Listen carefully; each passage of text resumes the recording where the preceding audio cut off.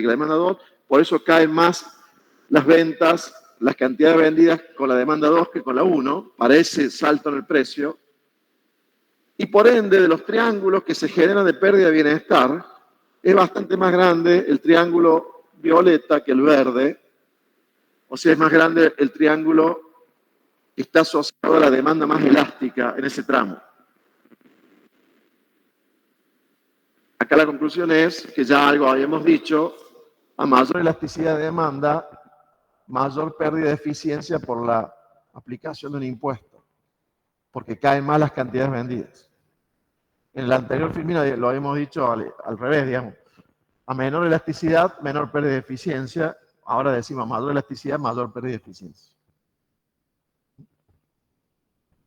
Sí. O sea que si el Estado caudante a nivel normal debería poner impuestos, por ejemplo, el cigarrillo, o por qué, porque en la práctica se no debe hacer eso. O sea, desde el punto de vista de la eficiencia, como se lo ve en economía, conviene grabar más a los bienes de demanda inelástica. Pero no pensando tanto en la recaudación, sino en términos de eficiencia. De paso se recauda más. Porque al no caer la demanda o al caer poco la demanda, la recaudación suele ser grande. Por ejemplo, el impuesto al cigarrillo recauda bastante por el hecho de que se aplica solo sobre un producto, que son los cigarrillos. Es de demanda bastante inelástica. Me parece haber visto que la demanda de cigarrillo tiene una elasticidad de 0,3 aproximadamente. Es más cerca de 0 que de 1. Pero en la práctica no se hace así, o sea, Y sí, porque a los cigarrillos se le aplican a impuestos muy altos. Pero el justificativo no es tanto porque sea la demanda inelástica, sino que es un impuesto para corregir externalidades. Pero de paso recauda bien, ¿cierto? El Estado también lo verá, eso no es que no lo tiene en cuenta. La gente del gobierno dirá, bueno, aparte de justificarlo porque estamos combatiendo una externalidad negativa con el impuesto, como vimos en el capítulo 3, además nos permite recaudar bien porque caen poco las cantidades vendidas. Hay todo un movimiento con los cigarrillos, todo un, digamos, un movimiento intelectual, académico, para que sean altos los impuestos a los cigarrillos. A mí una vez me invitaron un economista cordobés que está hace mucho tiempo en Chile y se dedica mucho a economía de la salud. Me invitó para ir a Costa Rica a un seminario que era sobre impuestos a los cigarrillos. Y bueno, me pagaban todo. Gasparini, claro, pero no es él. El que digo yo se llama Guillermo Paraje y se dedica mucho a estos temas de salud y, por ejemplo, impuestos sobre cigarrillos, bebidas alcohólicas. Ahora eso en Chile también ya pasó a los alimentos, no a los alimentos, sino a los alimentos azucarados y todas esas cuestiones que se supone que causan algún daño a la salud. Bueno, ahí en Costa Rica, 1 o 2 días de discutir solamente temas de impuestos a los cigarrillos. Con gente de toda Latinoamérica y también había gente de Estados Unidos.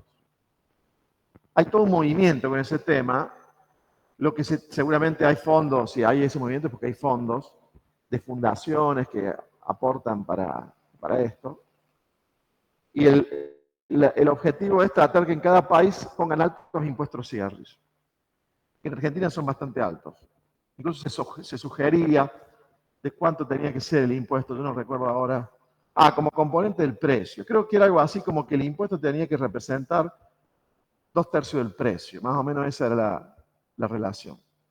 O sea, cuando uno compra una etiqueta de cigarrillos, 1/3 es el valor del cigarrillo y 2/3 los impuestos. Eso es lo que recomendaba. y hay por ejemplo, ahora que se ve mucho, los cigarrillos están caros, pero ahora se pueden comprar el tabaco y armarse cada uno un cigarrillo. ¿Tiene que grabar la industria completa o...? No sé si te grababa el tabaco suelto, pero deberían grabar el tabaco, porque si no habría mucha diferencia económica entre comprar cigarrillos y armar, y la gente se iría a armar. La verdad que no sé si en Argentina está grabado el tabaco así suelto. Te diría que sí, porque ¿qué otro uso tiene el tabaco? Más que fumar, yo creo que no tiene otro, ¿no? Con el cual no. Si fuera un producto que se pudiera usar para otros fines, que no fueran externalidades negativas, se complicaría. Pero como que yo sepa, digamos, el tabaco solo se usa para fumar, ¿no? Debe estar grabado también el tabaco suelto. Bueno, a más elasticidad, más caída de las ventas, más pérdida de bienestar causada por la aplicación de un impuesto. Lo mismo para la oferta, ¿no? La misma conclusión. Ven, ahí está. Ahora, la pérdida de bienestar aumenta más que proporcionalmente con la alícuota del impuesto. O sea, la pérdida de bienestar aumenta más que proporcionalmente con la alícuota del impuesto. O sea, aumenta exponencialmente. Eso se puede demostrar muy fácilmente, muy intuitivamente, como ven en pantalla.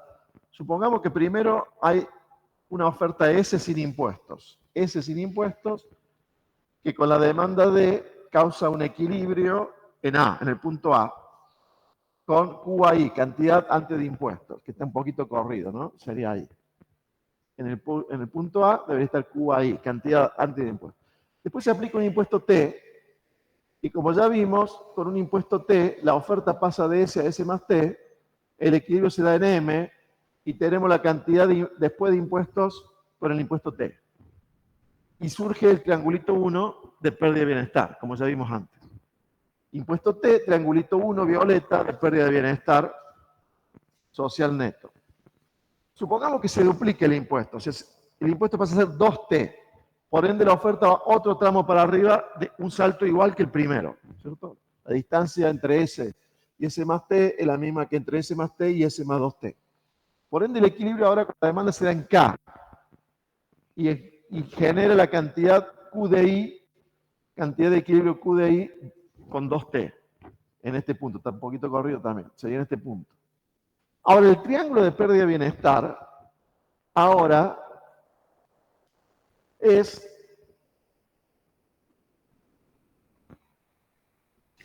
la suma de estos cuatro colores. Todo este triángulo grande quedó. Por ende, el impuesto se duplicó, pasó de T a 2T. En cambio, el triangulito de pérdida de bienestar se más que duplicó, se cuadruplicó. Porque quedaron cuatro triangulitos iguales.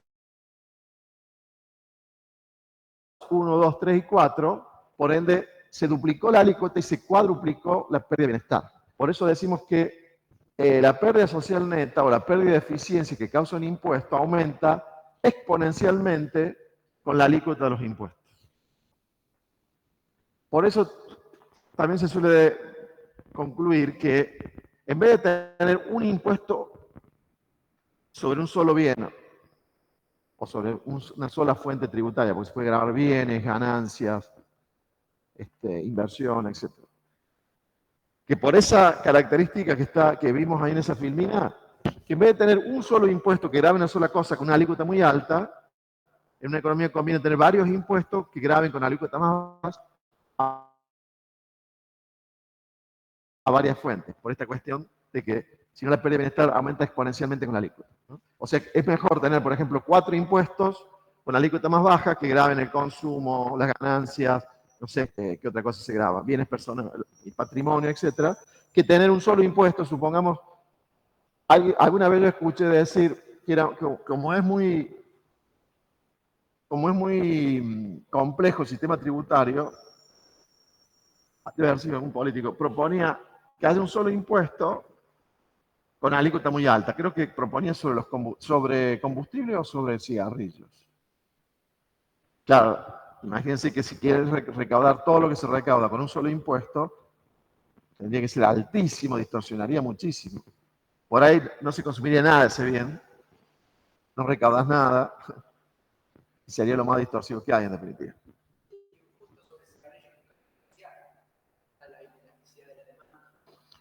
Sí, pero si es muy alto caería de todas maneras. No es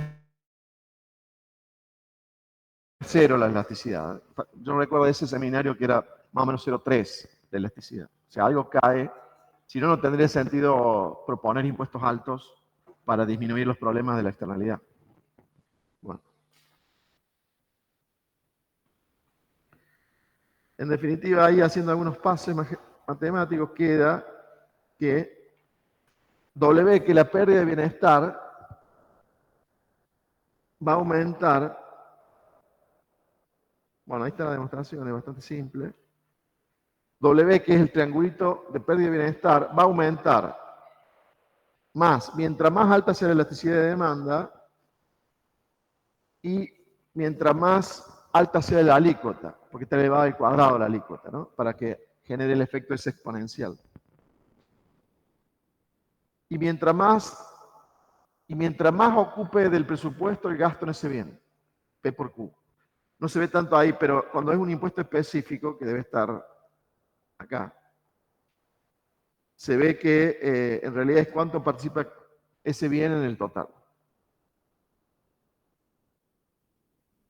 Hay impuestos específicos y ad valorem, ¿no? Ad valorem graban precios, específicos graban cantidades. En definitiva, cuando hay un impuesto a las ventas, en cualquier impuesto, pero acá estamos razonando con los impuestos a las ventas, que son los más comunes, también fácil de analizar, aparece la carga directa y la indirecta, como razonamos antes. Nada más que ahí la oferta es normal, ¿cierto? En vez de ser horizontal, es con pendiente positiva. Pero sigue habiendo un triangulito CI y un rectángulo CD. Carga directa es la recaudación del Estado, carga indirecta es la pérdida social neta. ¿A qué efectos microeconómicos los podemos asociar? Al efecto ingreso y al efecto sustitución. La carga directa está asociada al efecto ingreso. O sea, la carga directa es sacarle ingreso a las personas para dárselo al Estado. Las personas van a consumir menos por el hecho de que tienen menos ingresos. Carga directa está asociada al efecto ingreso. En cambio, la carga indirecta está asociada al efecto sustitución. ¿Por qué? Porque como un impuesto encarece un bien, se tiende a consumir menos de ese bien y más de otros, o sea que está asociado al efecto sustitución, que causa el cambio de precios relativos. De manera que la pérdida de eficiencia que causa el impuesto está asociado a los cambios de precios relativos que genera el impuesto y que eso induce cambios en los incentivos, típicamente a usar menos el bien que ahora es más caro por el impuesto. Eso hace que la gente cambie sus decisiones y ahí está la distorsión y la ineficiencia. La gente, por efecto del impuesto, cambia la forma de comportarse respecto a cuando no había impuestos. Ahí está la distorsión. Entonces, la distorsión viene del cambiar precios relativos. Cuando los impuestos cambian los precios relativos entre dos bienes, pero también, ojo, entre bienes y ocio. No es solamente entre dos bienes, sino entre bienes y ocio, o también entre trabajar y no trabajar, consideraban los ingresos. Lo distorsivo viene de cambiar los precios relativos. En cambio, el efecto renta, a través de la carga directa, no causa efecto distorsivo.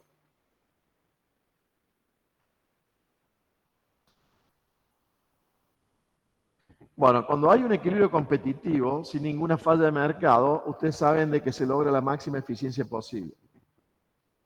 Si se aplica un impuesto, va a caer en el nivel de eficiencia. Va a aparecer el triangulito W. Ahora vamos a ver un equilibrio. Una pregunta, profe. Sí. Recién usted decía que la aplicación de un impuesto sobre un impuesto alto sobre un producto o un impuesto único alto sobre un producto es menos eficiente que múltiples impuestos, digamos. Es más distorsivo. Y creo haberlo leído también en la bibliografía cuando hablaban sobre las cuestiones de las finanzas de las provincias. Nada, que cuando las provincias dependían más de un impuesto grande, bueno, era perjudicial. Pero mi pregunta es si y con lo que usted dijo de la sugerencia de este político, digamos, ¿eso sería para aplicarlo sobre un impuesto particular, sobre un producto particular? Pensar, por ejemplo, en un impuesto que caiga directamente sobre la persona y que sea la suma ponderada de distintas tasas impositivas como las que hoy existen, pero simplemente simplificar el mecanismo de cobro, que uno en vez de tener que pagar 10 tenga que pagar uno solo y que el Estado se encargue de hacer el cálculo correspondiente, digamos. No sé si me explico. Sí, vos lo debes decir para simplificar tributariamente, pero bueno, Claro, para simplificar el cobro y sobre todo el pago por el lado del ciudadano, digamos, de que en vez de tener que pagar 20 impuestos distintos, tener que pagar uno solo que ya tenga calculado todo o las si eso es distintas más tasas de acuerdo a la actividad, de acuerdo al inmobiliario, las rentas, etcétera, etcétera. O sea, eso está bien cuando se trata del mismo tipo de impuestos. Por ejemplo, en Argentina hay 3 impuestos a las ventas: el IVA nacional, ingresos brutos provincial, y uno municipal que se llama tasa de seguridad y higiene en muchas provincias, acá en Córdoba O se industria y llama comercio. contribución sobre el comercio, la industria y los servicios. Claro. Ahí, como son 3 impuestos muy parecidos, sí, convendría tener uno solo. En todo caso, sumar alícuotas en vez de 3, así se le simplifica la vida a los contribuyentes. Ahí sí, es como decís vos. Ahora, cuando son impuestos muy diferentes, suponte impuesto el IVA y ganancias, ¿cómo haces para que el contribuyente pague un solo monto por ambos? Ya ahí no funciona. Sí funciona para que no haya 3 impuestos a las ventas, sino uno solo. Los inmuebles también son grabados 3 veces, los automotores 2 veces o 3. Los inmuebles suelen ser grabados con la tasa de inmuebles municipal, con el impuesto inmobiliario provincial y con y bienes personales a nivel nacional. Automotores parecido. En Córdoba está grabado 3 veces automotores. Hay otras provincias donde o graba el municipio o graba la provincia, no ambos, ¿no? Y además bienes personales, ¿no? Ahora, bienes personales no todos, sino los que pasan de un mínimo no imponible, que es bastante alto. Sí, Bueno, ahora ahí vemos. el Estado tendría que admitir que graba 2 veces y ahí entra en un borde legal por ahí, pero ¿Alguien escuchó qué dijo? Sí, se escuchó mal, porque se escucha medio alto cuando habla. no, Pero digo que eso implicaría que el Estado admita que graba 2 o 3 veces sobre el mismo impuesto y que hay un conflicto legal ahí con eso.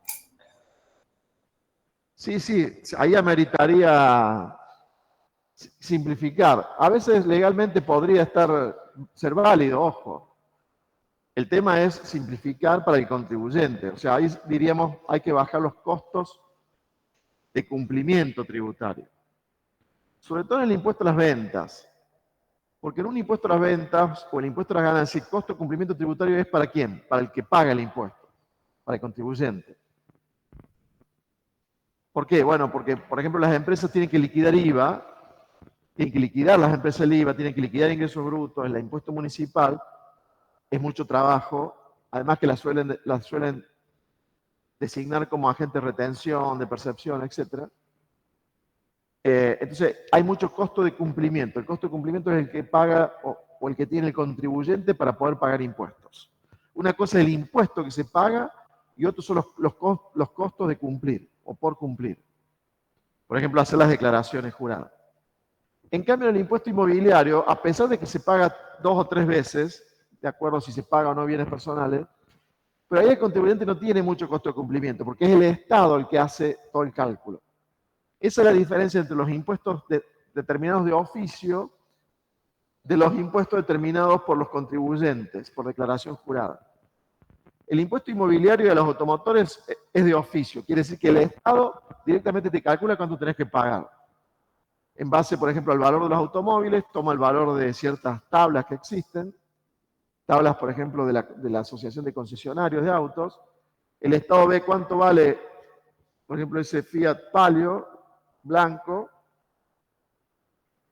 y cuánto vale en la tabla, aplica la alícuota y te envía a casa o por mail ahora el impuesto ya determinado. El contribuyente lo único que tiene que hacer es pagar, ir y pagar.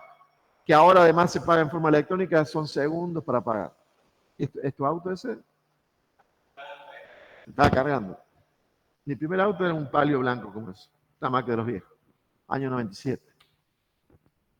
Eran más redondos, un poquito más redonditos eran. Sobre todo la luz de atrás.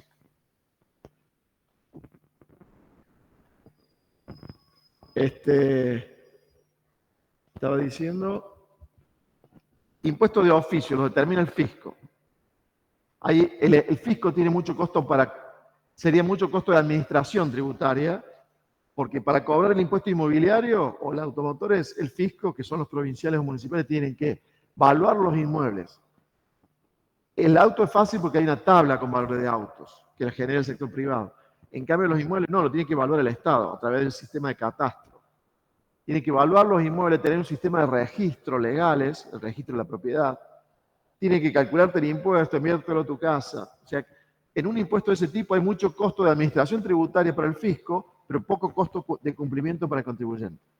En cambio, los impuestos por declaración jurada, como ganancias, IVA, ingresos brutos, hay mucho costo para el contribuyente, porque tiene que hacer todos los cálculos de cuánto tiene que pagar, llenar la declaración, etcétera, pagarle a los contadores, pero no hay tanto costo de administración tributaria para el fisco, porque el fisco es como que recibe las declaraciones juradas, no tiene que hacer mucho. Tiene que controlar después para ver si le han metido el perro, digamos, con la declaración, y después fiscalizar, en todo caso. Y la última que yo vi de CEPAL, 33%, un tercio. En ganancia de personas debe ser mayor a 40-50%. En cambio, impuesto al cheque se elude el impuesto, pero no se puede evadir, prácticamente se elude. Eludir quiere decir no pagar un impuesto, pero sin cometer ilegalidades. Por ejemplo, si el impuesto te lo cobran cuando uno paga a través de transacciones bancarias, como el impuesto al cheque, que se llama impuesto a los débitos y créditos bancarios, se puede eludir pagando en efectivo. Pero claro, resulta muy incómodo. Imagínense cuando hay que pagar mucho dinero. Ahora simplificaron un poco porque hay billetes más grandes. Pero hasta hace poco uno iba al cajero y te daba un... Yo justamente este jueves o viernes fui a retirar plata en efectivo y pensaba que me iban a dar billetes de 10.000, que en un ratito te dan, sacas mucha plata con pocos billetes de 1.000. Supongamos que saques 60.000 y después 40.000, montonazo de billetes, ¿no? Imagínense a alguien que tiene que comprar una casa con billetes chicos.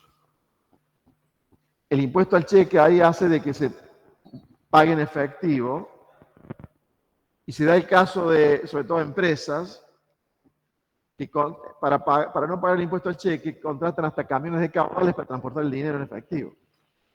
Porque evidentemente les sale más barato pagar el camión de caudales que el impuesto al cheque si pagaran por vía bancos. Eso es eludir, sí.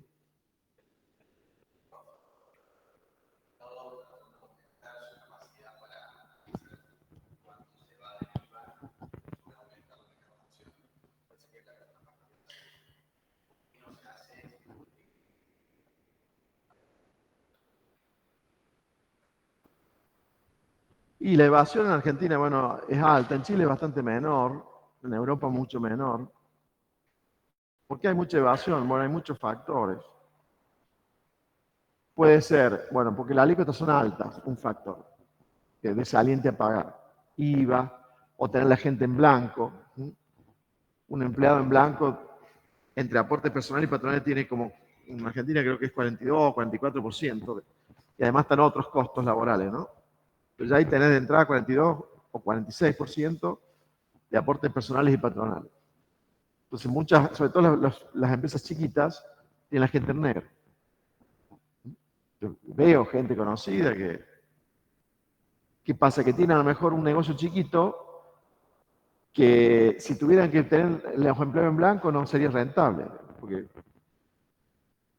son negocios de baja escala. Como los alícuotas son las mismas, ¿cierto?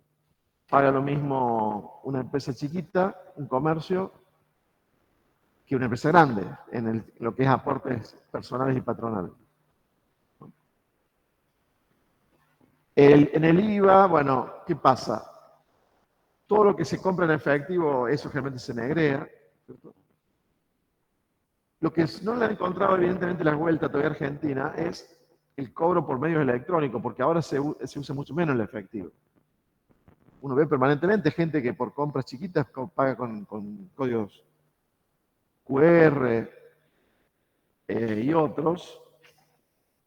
se ve que la AFIP no le agarró la mano, no es que se ve, porque conozco que no le agarró la mano todavía eso para determinar cuándo hay una venta de por medio, ¿cierto? El día que le agarre la vuelta va a haber mucho menos evasión, porque ya está pasando casi todos los pagos a los medios electrónicos. Si el Estado da en la tecla de cómo detectar cuando es una operación grabada, bajaría mucho la evasión. Yo creo que esa es la clave de acá a poco tiempo, bajar mucho la evasión por ese motivo.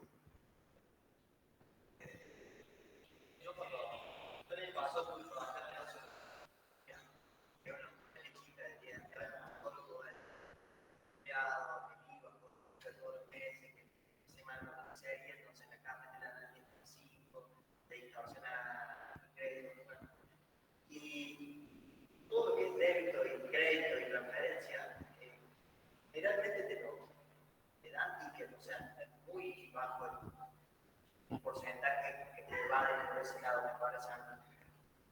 Mira, yo en esto no voy a hablar por el hecho de haber visto estudios, sino por la vida cotidiana de cualquiera de nosotros. Yo veo que ahora cualquiera ya te acepta pagar con transferencias o con débitos, lo que tratan de evitar la tarjeta de crédito muchos. Evidentemente es porque no los agarran en muchas transacciones. Porque vos te das cuenta cuando es una cuestión de que te dicen eso, que te aceptan transferencia, por ejemplo, que es muy común. Evidentemente, muchas veces son negocios muy chiquitos, no están pagando. Sí, transferencia puede ser, pero por ejemplo. Y servicios, ¿viste? Servicios, qué sé yo, tiene.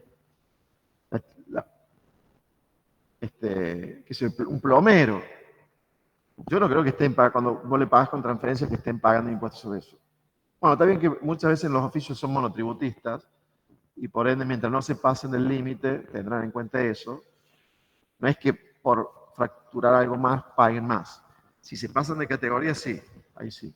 Algo hay, y digo porque escuché en la FIP, he estado reunido con gente de la FIP, que no tienen ordenado ese tema de los pagos electrónicos. Es como que tienen toda la información, pero no tienen todavía software como para manejarla bien. Tienen demasiada información. Pero ahí está la clave para bajar la evasión, pagos electrónicos. En un momento el billete no se usará más. En China entiendo que ya prácticamente no se usa efectivo, por ejemplo. Lo que no sé si habrá evasión en China, supongo que no. ¿Ah? No, al estar todo digitalizado los pagos, no. ¿Ah?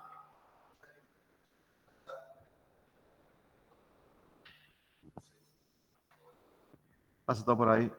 ¿Cómo se llama ese? ¿Que una sola? ¿Será pública?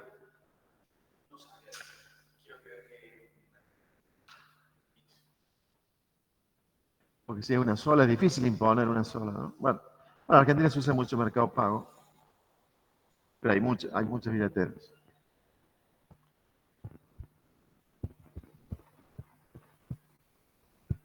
En estos temas de las cuestiones electrónicas, ahí habría que estudiarlo, pero debe darse de que hay fallas de mercado. Supongamos el tema de las historias clínicas de la salud. A mí me parece que sería mejor un sistema único, ya sea público o interconectado, o sea que los privados tengan sistemas, pero que estén todos interconectados. No puede ser que vos cambias de clínica y ya no pueden ver tu historia clínica. Digamos. Es como que cada uno tiene su historia clínica, ¿no? Es totalmente ineficiente. Debería haber una historia clínica por persona que se pueda consultar de cualquier lado. Ahí hay un tema, ¿ves? Para estudiar que debería ser pública. ¿Cómo hacer? Evidentemente es más eficiente que de una sola. O al menos que sean todas compatibles para poder checar unas con otras. Pero es muy ineficiente de que estén separadas por clínicas, por ejemplo. ¿Se deben escapar ahí problemas? Ahí debe haber mucha ineficiencia, incluso ineficiencia económica, pero también para el cuidado de la salud, por no tener sistemas integrados de historia clínica, ¿no? Yo siempre pienso cuando voy al médico, una persona que a veces es la primera vez que te ve, tiene que tomar decisiones en minutos sobre lo que uno opina. Y me duele esto, aquello. Tiene la historia clínica, pero a veces no, porque está en otra clínica, ¿cierto? Ahí sí que hay información asimétrica, ¿no? Imperfecta. Eso sí se ve que a los médicos los educan en la universidad para que se muestren seguros de sí mismos. ¿Ah? Vieron que los médicos nunca dudan. No, pero capaz que sea esto, aquello. No, con total seguridad te dicen, tómese esta pastilla. Debe ser así porque si no le transmití la inseguridad al paciente, ¿cierto? Pero a mí me parece que a veces no deben tener mucha idea de qué es lo que puede ser. ¿Ah? Es que es una cosa muy compleja, entonces, pero se tiene que mostrar seguro, si no le pasa la inseguridad al paciente, ¿no? ¿Cómo decir?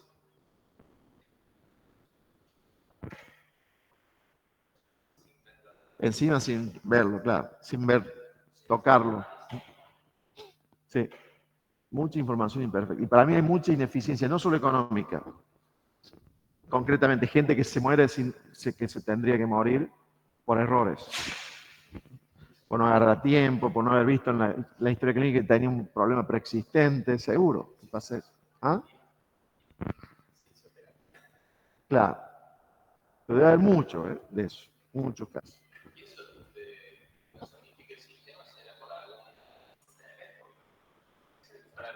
Pero ¿cómo haría el Estado para regularlo? Porque si el Estado dijera que tiene que haber unos únicos, también habría mucha resistencia. Dirá, el Estado interventor. No sé, a veces vieron cuando hay empresas muy grandes se imponen Google, por ejemplo, casi todo el mundo usa Google. Pero eso es porque se dio de esa manera. Pero no es algo que se puede imponer. Por eso digo que es un tema que debería estar más sujeto a investigación, como rol del Estado. ¿Cómo hacer? Además, yo no conozco muchos sistemas. Por ejemplo, se podría hacer de que usen el que quieran, pero que sean totalmente compatibles y que se puedan desde cualquier lado consultar lo otro. Calculo que eso se puede hacer así, que sean totalmente compatibles, con ciertas características propias, pero que en cualquier clínica o hospital vos puedas chequear todo lo que hay tuyo en otros lugares, ¿no? Algo que agregue la información. Además, ¿cómo se podría cruzar información con eso? ¿No? Sacar conclusiones, eso ya existe. Pero sería mucho más simple con sistemas integrados. ¿No? Y podrían detectar cosas insólitas que a lo mejor no se habían dado cuenta por simple observación. De que tales personas que tienen tal problema suelen tener tal otro y cosas. Usted que estudia economía, como hacer regresiones. Ver causalidades. Incluso determinar probabilidades de que tenga tal enfermedad. Por eso. Sí. Hay estudios genéticos, ¿no?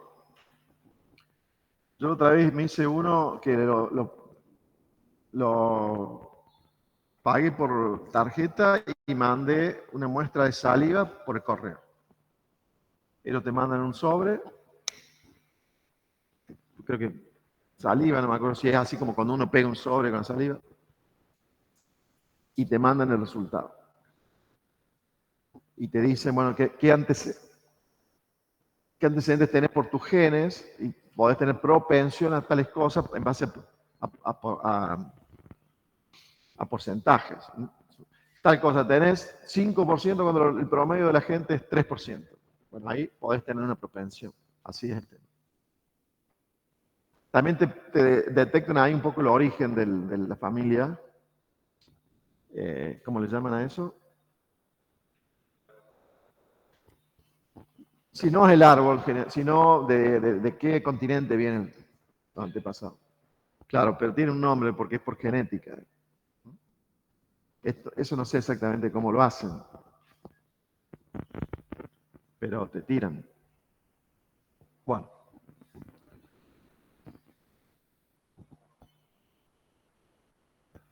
Ahora veamos, con estos modelitos de equilibrio general muy simples, qué es la distorsión en los impuestos. Ahí tenemos un caso. Primero, un problema de consumidor sin impuestos.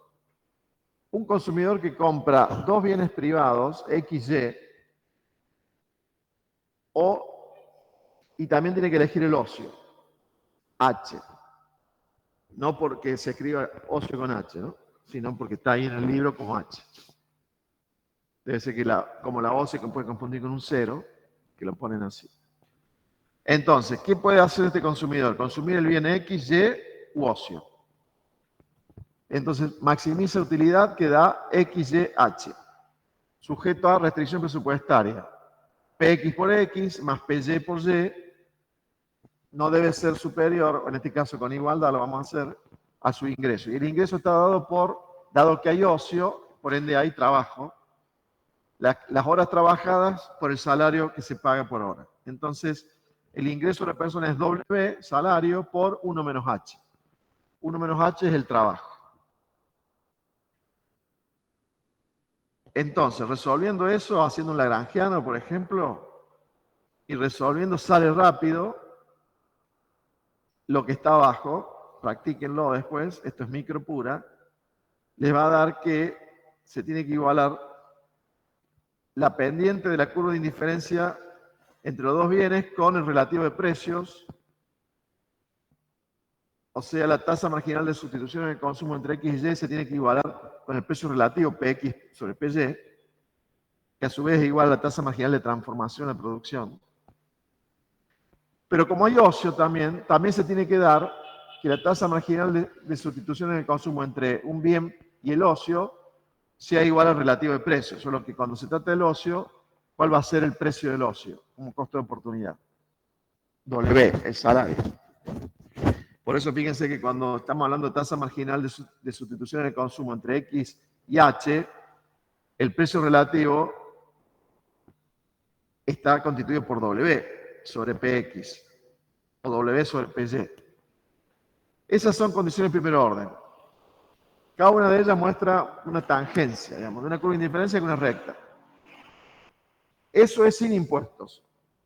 Y si acá hay competencia, sería Pareto óptimo. Ahora vamos a ver cómo cambia esto cuando vamos metiendo impuestos. El primer impuesto que vamos a poner es el famoso lump sum, suma fija, T mayúscula. Al poner un impuesto T mayúscula, lump sum, suma fija, sería un impuesto que se paga no por trabajar, por consumir, por invertir, sino simplemente por existir. Un monto por persona igual por persona. ¿Qué pasa? ¿Qué cambia en el problema? Cambia que ahora del ingreso del contribuyente se resta el impuesto pagado T mayúscula. Fíjense que acá en el planteo se resta, en la restricción presupuestaria T, se resta T. Y se resuelve el lagrangiano como antes. Cuando usted haga las condiciones de primer orden, acá sí está resuelto, el anterior no, le da exactamente las mismas condiciones de primer orden que en el caso anterior, cuando no había impuestos. ¿Cierto? Entonces no hay distorsión. ¿Por qué? ¿Por qué no hay distorsión? Porque no cambian los precios relativos. No cambió ningún precio relativo. Ven, en el óptimo da lo mismo que en el anterior. Y eso es porque el impuesto es una suma fija, no es un porcentaje de ningún precio ni del salario, sino que es una suma fija. El gráfico es como el de arriba. Al aplicarse el impuesto, la recta de presupuesto se corre paralelamente a la izquierda, o sea, ahora hay menos plata para gastar en cualquier cosa, pero no cambia la pendiente, no cambian los precios relativos, y por ende no hay distorsión. Este es el único impuesto no distorsivo. Cobrarle a todo el mundo el mismo monto. No distorsiona porque la distorsión está en los cambios de precios relativos. Si uno graba el bien X y no graba el bien Y, la gente consume más Y y menos X, eso está cambiando la conducta de la gente porque cambió el precio relativo. Acá como en el impuesto lump sum no cambia ningún precio relativo, la gente no cambia las conductas. Porque la única forma de no pagar el impuesto acá, ¿cuál sería? Con el impuesto lump sum. ¿Ah?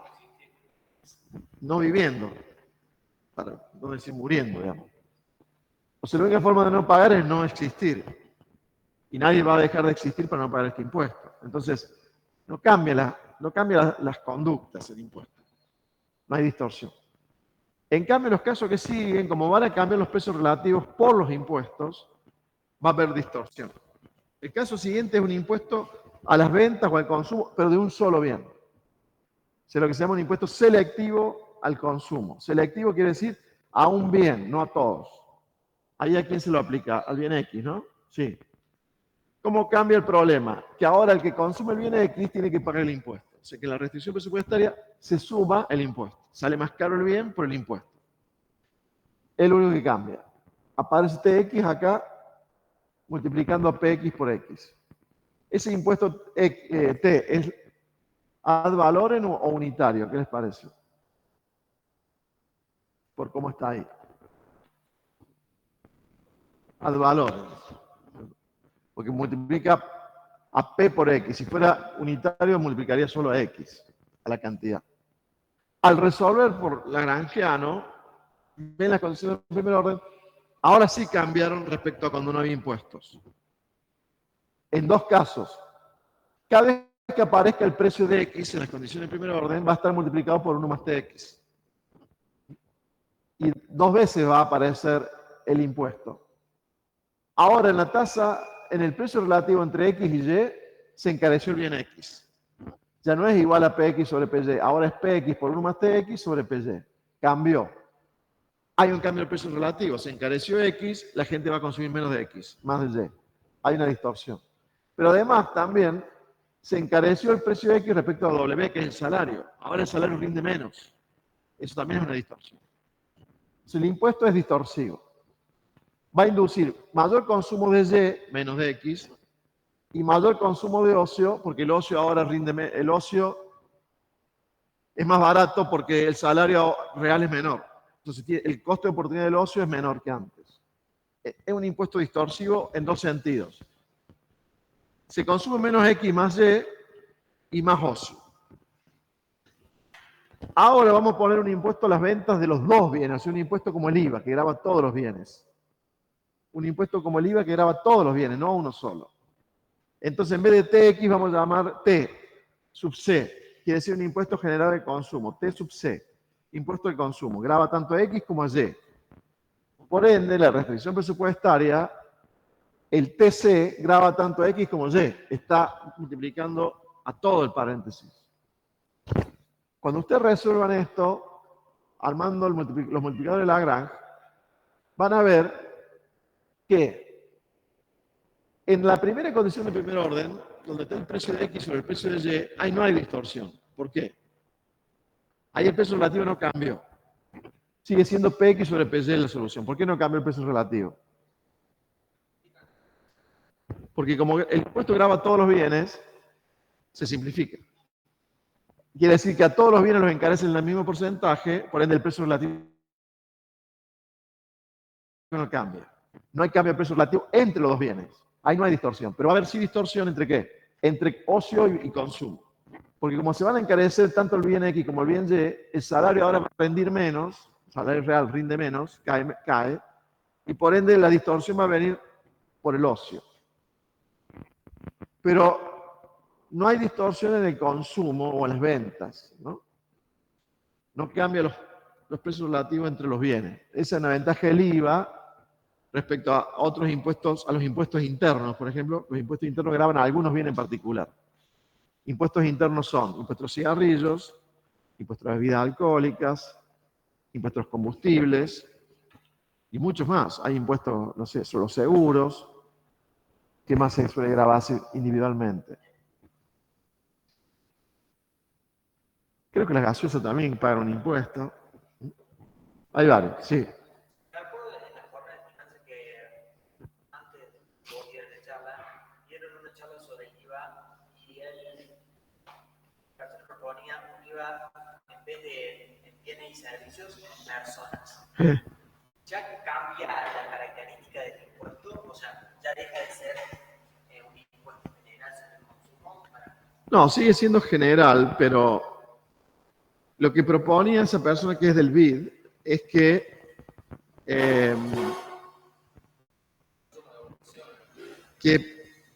en vez de poner alícuotas diferenciales, por ejemplo, a los alimentos, vieron que hay alimentos que pagan menos o cero. Eso obviamente es por motivos distributivos. Por ejemplo, que la leche pague cero, la leche fluida. Pero desde el punto de vista de la eficiencia es malo porque cambian mucho los precios relativos. Lo que decía este funcionario del BID es, que el IVA tenga todas alícuotas del 21% para todo, y que si el Estado quiere abaratar algunos bienes por motivos distributivos, lo haga con enfoque personal, no general. Por ejemplo, le devuelve el IVA sobre los alimentos a las personas de bajos ingresos. Solo a las personas de bajos ingresos le devuelve el IVA, se los reintegra. Pero cuando va el resto de la población a comprar alimentos, paga el 21%. ¿Y por qué? Y porque si vos obtenés leche, por ejemplo, leche fluida con alícuota cero en IVA, también le estás haciendo un favor a la gente de mayores ingresos cuando compra leche.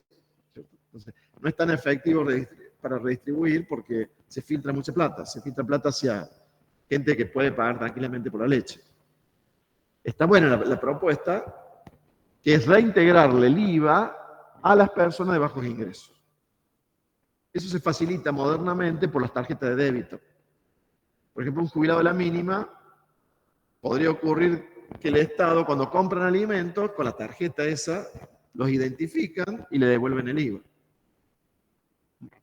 Con esa tarjeta se ha simplificado. Antes era bastante difícil hacerlo sin las tarjetas.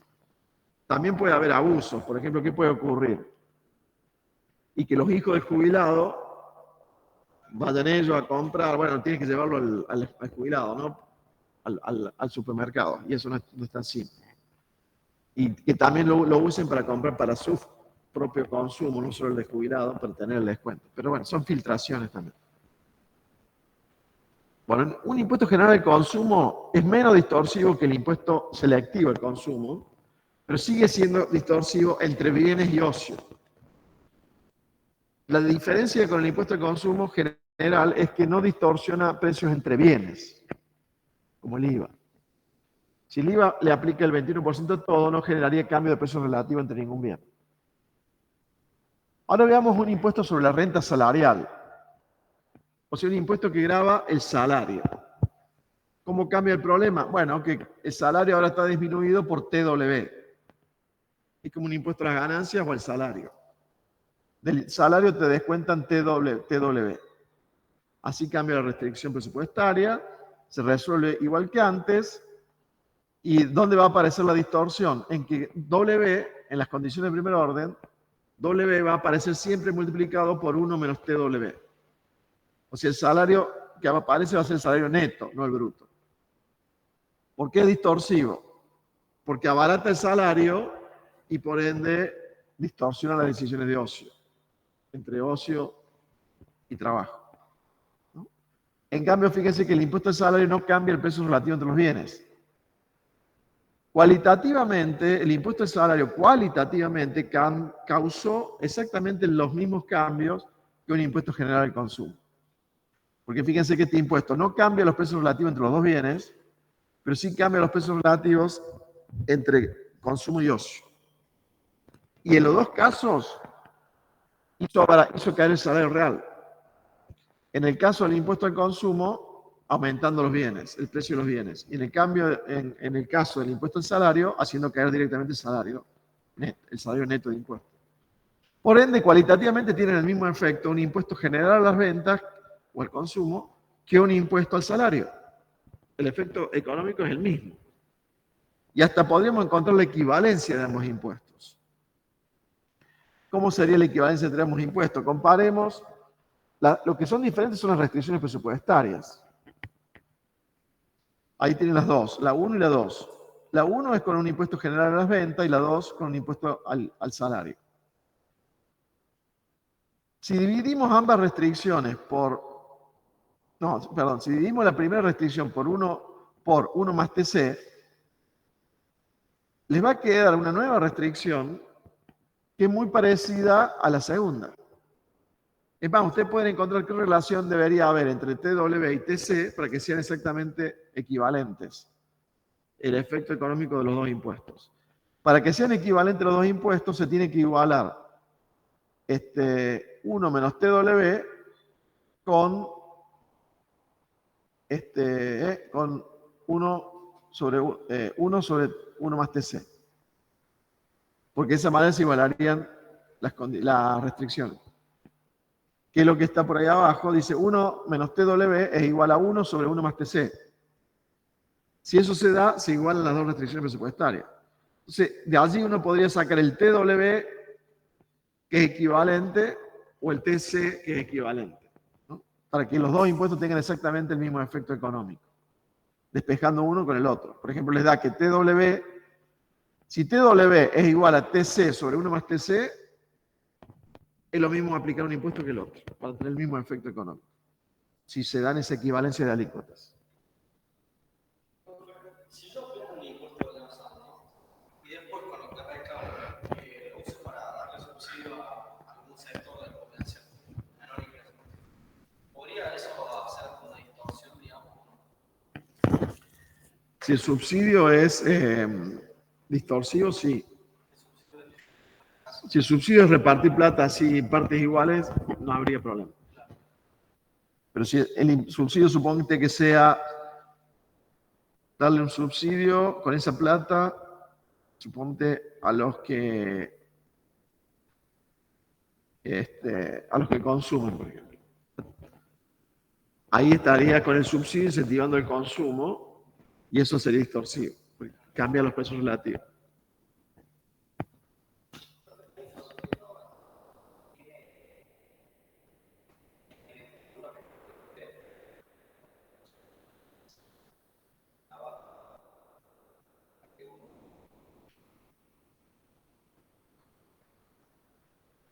La fila de abajo de todo.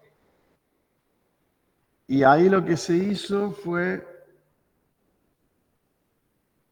porque para que sean equivalentes tiene que ser 1 menos TW igual a 1 sobre 1 más TC. Entonces ahí debe haber alguna cosa que no, de más. Porque ahí lo que podrías hacer es que 1 menos 1 sobre sobre 1 más TC sea igual a TW. Sí. Te tiene que quedar que TW es igual a 1 menos 1 sobre 1 más TC. Lo que está mal ahí es, en ese que decís vos, el de abajo a la derecha, en vez de 1 menos TW, ahí debería decir directamente T sub W. Directamente.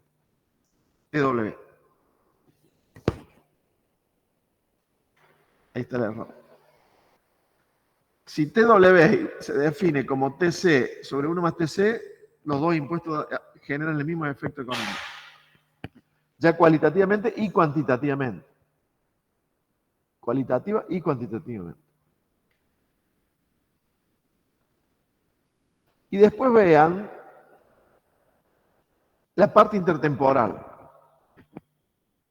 En la parte estática, lo que veíamos antes, había, por ejemplo, dos bienes en un momento del tiempo. Era estático el modelo. Por ejemplo, X y Y en T, en un periodo. O sea que en el presente hay que elegir entre X y Y. Cuando se pasa a ser un modelo intertemporal, vamos a usar dos periodos, presente y futuro. Pero para poder manipular esto, vamos a tener que suponer que en vez de dos bienes hay uno. Entonces queda, en el intertemporal queda un bien con dos periodos. En cambio, en el estático eran dos bienes en un periodo. Entonces acá que suponemos que hay un único bien, no dos, uno, pero que se puede consumir este año o el que viene. O sea, consumo presente, consumo futuro. Por eso los ejes, en vez de poner X y Y, ponemos C1, C2 o CP, CF. Generalmente CP en el horizontal, CF en el vertical. Fíjense que ahí sigue siendo el problema maximizar la utilidad. Nada más que acá la utilidad está dada por consumo presente y consumo futuro del único bien de la economía. Y las restricciones son, en el periodo presente, el consumo presente más el ahorro se tiene que igualar con el ingreso presente. Consumo presente más el ahorro igual a ingreso presente. En cambio, el consumo futuro va a ser igual a ingreso futuro, si es que hay, en ese ejemplo no hay ingreso futuro. El ingreso solo se genera en el primer periodo, en P presente, no en el futuro. Claro, porque supone que es un caso de personas que viven dos periodos, trabajan en el primer periodo y en el segundo no. Entonces tiene ingresos en el primer periodo, pero no en el segundo. La única forma que pueda consumir en el segundo periodo sería hacer qué cosa. ahorrando en el primero. Porque si no tiene ingresos en el futuro, la única forma de consumir en el futuro es ahorrar en el presente para poder consumir en el futuro. Por eso la restricción presupuestaria en el periodo futuro es CF igual a 1 más R por A. ¿Qué es lo que era A? El ahorro del primer periodo.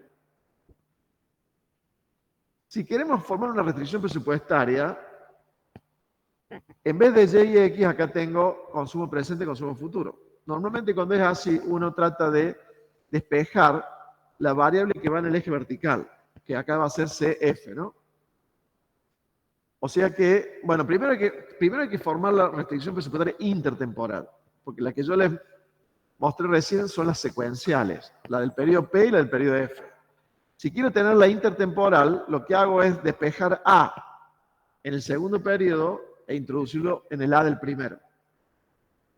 Si despejan A en el segundo periodo y a ese A lo introducen en el primero, le va a quedar una restricción presupuestaria intertemporal que va a ser igual a CP más CF sobre 1 más R, todo eso igual a IP, ingreso presente.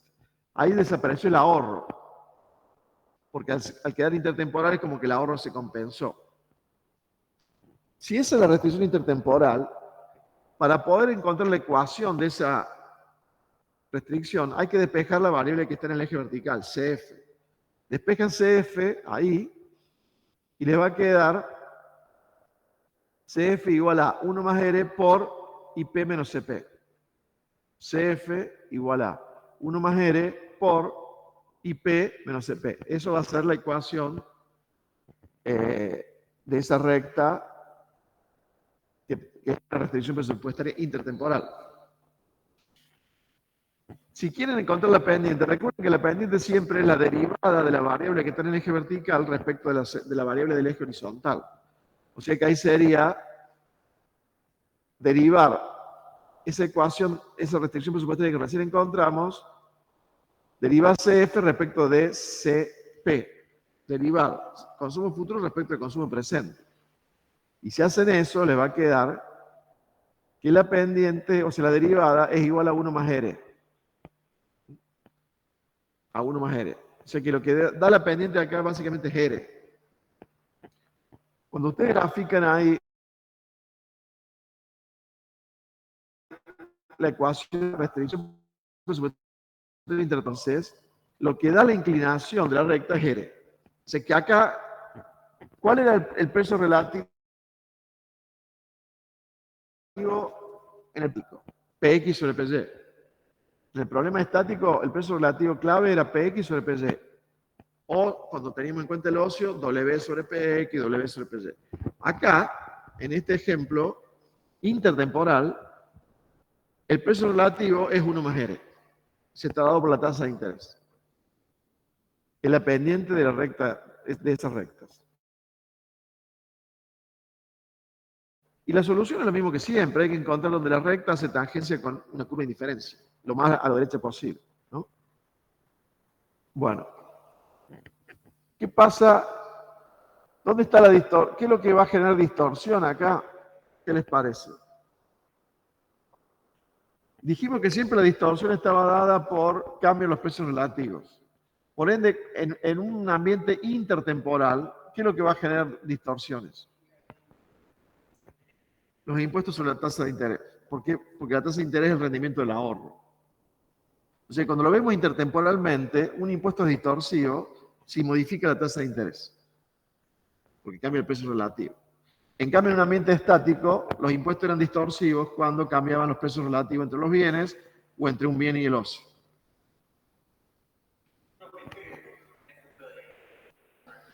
Y suponte que el impuesto a la ganancia grabara la tasa de los plazos fijos. En ese caso, estaría grabando R y sería distorsivo. Por eso vieron que en Argentina no había impuesto a la renta financiera, pero hay un argumento teórico que es este. Estaría grabando el ahorro y distorsiona. Sería este el argumento. Bueno. En ambiente estático, los impuestos distorsivos cambian los pesos relativos entre los bienes y entre bienes y ocio. En ambiente dinámico, los impuestos son distorsivos cuando cambian ERE, tasa de interés. ¿Qué pasa? Pero es porque hemos supuesto un ambiente dinámico donde hay un solo bien, para simplificar. Por eso el resultado ahora radica mucho sobre ERE. Bueno, también seguiría habiendo distorsión entre los dos bienes. El tema es que sería difícil analizarlo analíticamente, porque tendría dos bienes y dos periodos.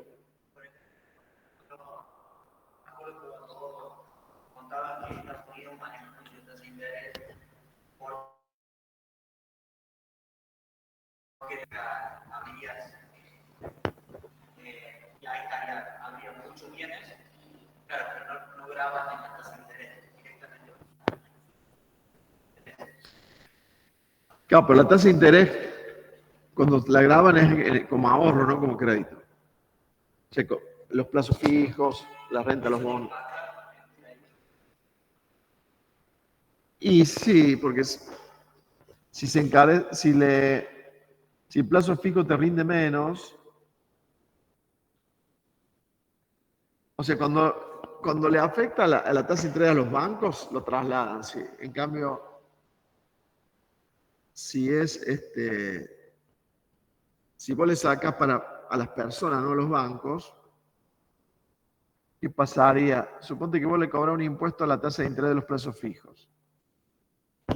¿Encarecería el crédito o lo abarataría? Y lo que pasaría ahí es que la gente ahorraría en otra cosa.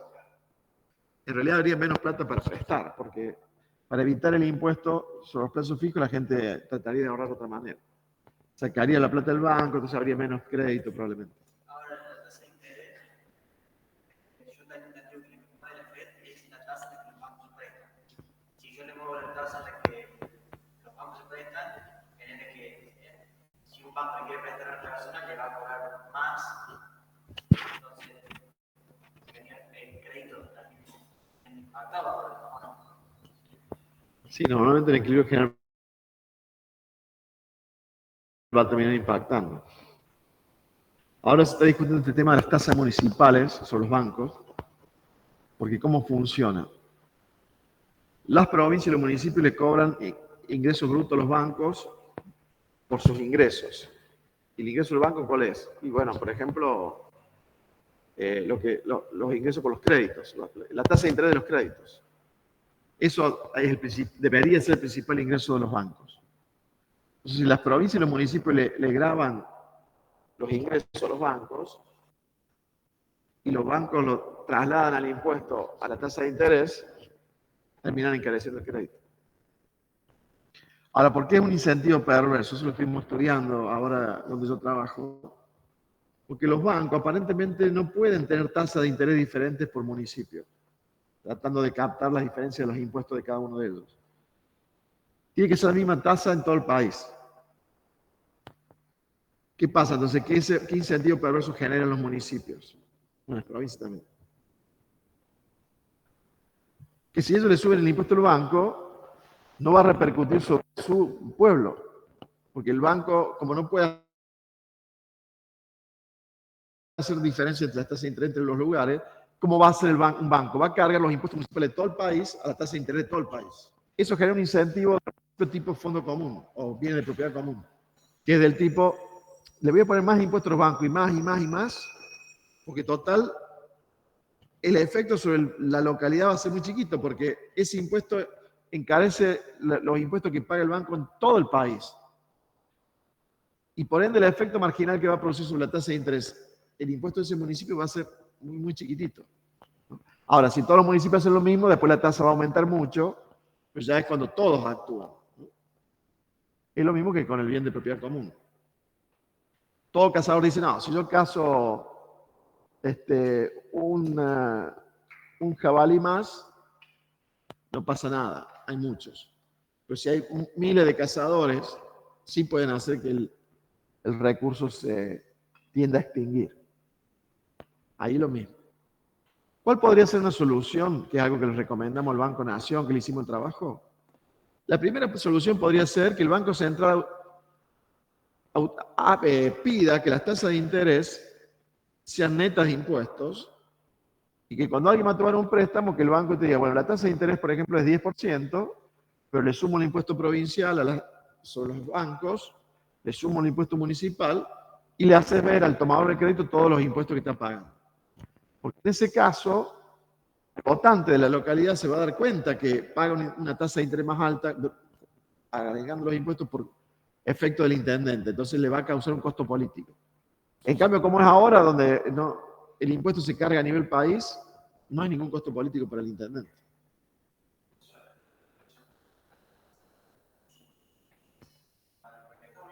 Sí.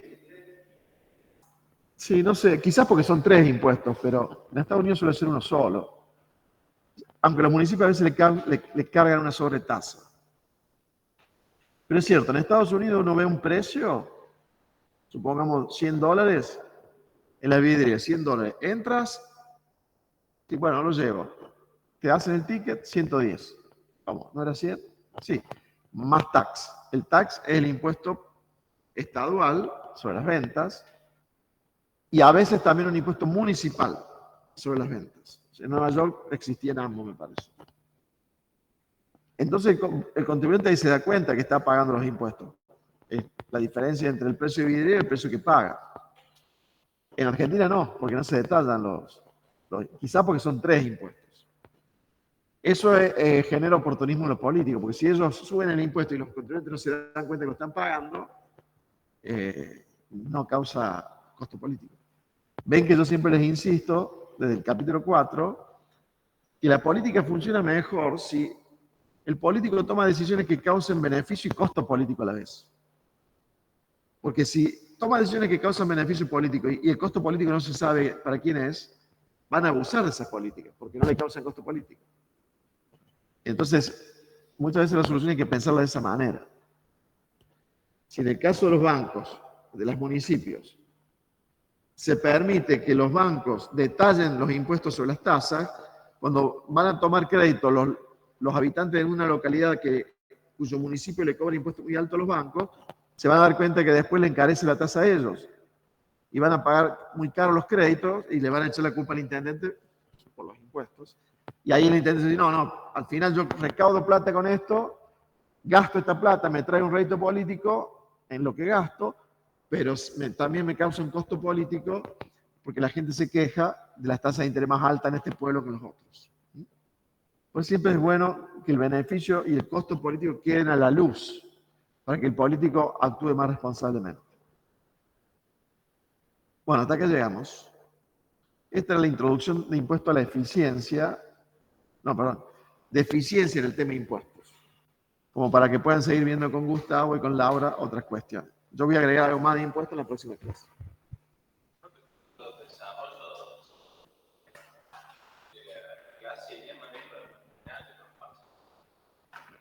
O sea, no, pueden ir también los expansión. Sí. Chao, nos vemos.